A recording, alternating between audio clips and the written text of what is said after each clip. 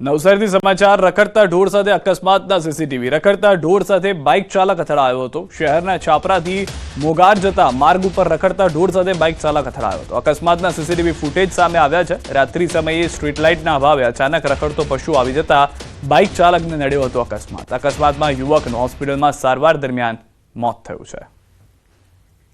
દ્રશ્યોમાં પણ આપ જોઈ રહ્યા છો જે રીતે આંખલો રસ્તાની વચ્ચોવચ્ચ જતો હોય છે। એક દ્વિચક્રી વાહન ચાલક જે છે તે આંખલા સાથે ટકરાય છે। એ દરમિયાન પડી જવાને કારણે ગંભીર ઇજાઓ તેને પહોંચે છે।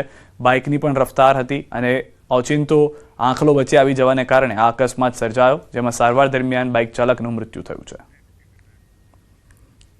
મોરબીના સામાકાંઠા વિસ્તારમાં રખડતા શ્વાનના આતંકને કારણે લોકો ત્રાહિમામ પોકારી ઉઠ્યા છે। હરિપાર્ક સોસાયટીમાં રમતા માસૂમ બાળક પર શ્વાને હુમલો કરી બચકા ભર્યા છે। શ્વાનના બાળક પર હુમલાની ઘટના સીસીટીવી કેમેરામાં કેદ થઈ છે। સ્થાનિકોએ દાવો કર્યો છે કે આ હડકાયા શ્વાને 8 થી 10 લોકોને બચકા ભર્યા છે। સ્થાનિકોએ પાલિકામાં રજૂઆત કરી છતાં હજુ સુધી કોઈ પગલાં લેવામાં આવ્યા નથી।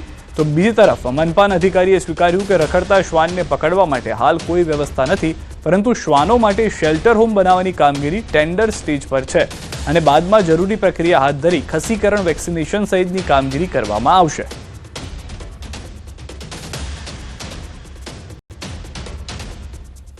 ત્રણ થી ચાર લોકોને કરડવાનો કેસ બન્યો છે। એમાં ગતરોજ આ દીકરાને પાછળના ભાગમાં ગંભીર રીતે ઘાયલ કરેલો। હું આ તંત્રને, આપણી મહાનગરપાલિકાને એવું નિવેદન કરું છું કે આ જલ્દીથી આ જે રખડતા શ્વાન છે એનો યોગ્ય રીતે નિકાલ કરે। બહુ જ ટૂંક સમયમાં નંદીગઢની અંદર 50 રોડ ઉપર આવેલું છે ત્યાં ડોગ સેન્ટર બનાવી રહ્યા છે અને ડોગ સેન્ટર જેવું બની જશે ત્યાં સુધીમાં અમે ડોગનો એક સર્વે કરાવી રહ્યા છીએ કે મોરબીમાં હાલમાં કેટલા ડોગ છે, મેલ, ફિમેલ્સ અને પપી, એના જોગવાઈ ઉપર અમે આગળની કાર્યવાહી કરશું। અમારા હરિપાર્ક સોસાયટીમાં કૂતરાનો બહુ ત્રાસ છે અને અમારે જણ ને બધા ધંધે વયા જાય તો વાંહે છોકરા બહાર રમે છે તો અમે એને કેવી રીતે અમારે ધ્યાન રાખવું, બાયુને અંદર કામ કરવું પડે ને, તો અમારે એટલી વિનંતી કે તમે બધા આ કૂતરાનું એ કરો। સામાકાંઠા વિસ્તારમાં આવેલી હરિપાર્ક સોસાયટીમાં હડકાયા કૂતરાનો આતંક થયો ત્યારે દ્રશ્યોમાં જોઈ શકો છો। અમે હરિપાર્ક સોસાયટીમાં આવી પહોંચ્યા છીએ જ્યાં શ્વાન 3 થી 4 નાના ત્યાર સિવાય 3 થી 4 મોટા વ્યક્તિઓને બચકા ભર્યા છે। હડકાયું શ્વાન છેલ્લા 3 દિવસથી આ હરિપાર્ક સોસાયટીમાં આતંક મચાવ્યો છે। આપ દ્રશ્યોમાં જોઈ શકો છો મોટી સંખ્યામાં લોકો પણ એકત્રિત થયા છે અને લોકોમાં માહોલ પણ જોવા મળી રહ્યો છે।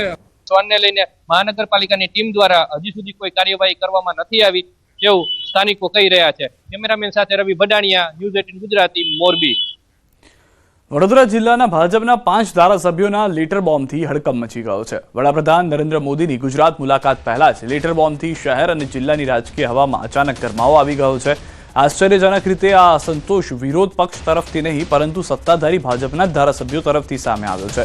ધારાસભ્ય કેતન ઇનામદાર, અક્ષય પટેલ, શૈલેષ મહેતા, ચૈતન્યસિંહ ઝાલા અને ધર્મેન્દ્રસિંહ વાઘેલાએ સીધો સીએમને પત્ર લખી વહીવટી વ્યવસ્થાની ટીકા કરી। ધારાસભ્યોએ સ્પષ્ટ રીતે જણાવ્યું છે કે સીએમ દ્વારા વારંવાર સૂચનો આપવામાં આવી હોવા છતાં જિલ્લાના અધિકારીઓ, જનતા તેમજ જનપ્રતિનિધિઓના કામોને ગંભીરતાથી લેતા નથી। પરિણામે સામાન્ય લોકો પોતાના નાના મોટા પ્રશ્નો માટે પણ સરકારી કચેરીઓના ચક્કર કાપવા મજબૂર બન્યા છે। સરકારી કચેરીમાંથી એક સામાન્ય કામ કરાવવું પણ જાણે યુદ્ધ લડવા સમાન બની ગયું છે। ધારાસભ્યો દ્વારા રજૂ કરાયેલા કામો અવગણના કરવામાં આવે છે। એટલું જ નહીં પરંતુ કેટલીક વાર પ્રજાને એવું પણ કહેવામાં આવે છે કે તમે ધારાસભ્ય પાસે કેમ ગયા। આવી માનસિકતા લોકશાહી અને પ્રજાલક્ષી વહીવટ માટે અત્યંત હાનિકારક હોવાનું ધારાસભ્યોએ જણાવ્યું। હવે મુખ્યમંત્રી અને રાજ્ય સરકાર આ મુદ્દે શું પગલાં લે છે તેની તરફ તમામની નજર મંડાઈ છે।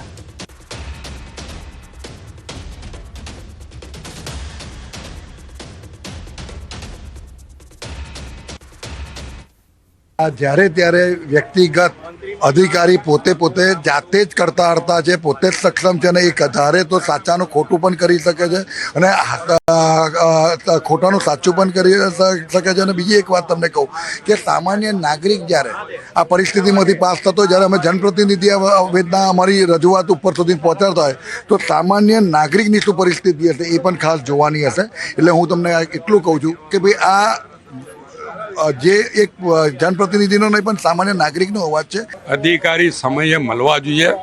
આ તો ધારાસભ્યો જાય કે જનતા જાય, વિડીયો કોન્ફરન્સમાં અને મિટિંગોમાં જ એટેન્ડ કરતા હોય છે અને નાના નાના પ્રશ્નો માટે જ્યારે કોઈ અરજદાર માટે કોઈ ધારાસભ્યએ ભલામણ કરી હોય તો એને પૂછવામાં આવે છે કે કેમ ધારાસભ્યની મારફત આવો છો, સીધા કેમ નથી આવતા.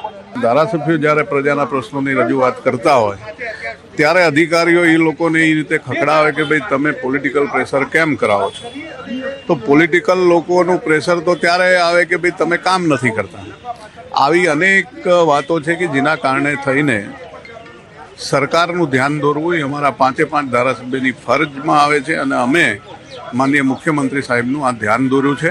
ખેડૂતના દાખલાથી મળીને કોઈ નોંધની બાબતની અંદર ખેડૂતો ધરમધક્કા ખાતા હોય છે અને કેટલાય ધક્કાઓ ખાધા પછી પણ ના થતું હોય ત્યારે લોકપ્રતિનિધિ પાસે લોકો આવતા હોય છે અને લોકપ્રતિનિધિ પાસે આવ્યા પછી અમને ખબર હોય કે આવી બાબતની અંદર આ લોકો કેટલાય ખેડૂતો આવા હેરાન પરેશાન નાના માણસો થતા હોય છે અને એ બાબતને ધ્યાનમાં લઈ અને માનનીય મુખ્યમંત્રીશ્રીને આજે અમે લેટર આપ્યો છે. સૌથી મોટો પ્રશ્ન છે કે દરેક પંચાયતમાં તલાટીએ એ પોતાની ફરજ દરમિયાન પૂરેપૂરો સમય એ હાજર રહેવાનું હોય છે. તેમ છતાં વડોદરા જિલ્લાના એક પણ તલાટી એ સમયસર પોતાની પંચાયતમાં હાજર રહેતા નથી, જેથી કરીને ગ્રામજનોએ પોતાના પ્રશ્નો માટે જેવી રીતે કે દાખલાની રજૂઆત હોય કે અન્ય બીજી નાની મોટી રજૂઆત હોય તો તેનું યોગ્ય સમય નિરાકરણ આવતું નથી. 10 ધક્કા ખાવા છતાં પણ તેઓની ફરિયાદનું નિરાકરણ આવતું નથી અને જ્યારે આ ફરિયાદ તેઓ અમને કરતા હોય ને અમે ઉપલા સ્તરે જિલ્લા કક્ષાના અધિકારીઓને રજૂઆત કરતા હોય તેમ છતાં પણ આ તમામ વહીવટી પ્રક્રિયામાં કોઈ સુધાર આવતો નથી.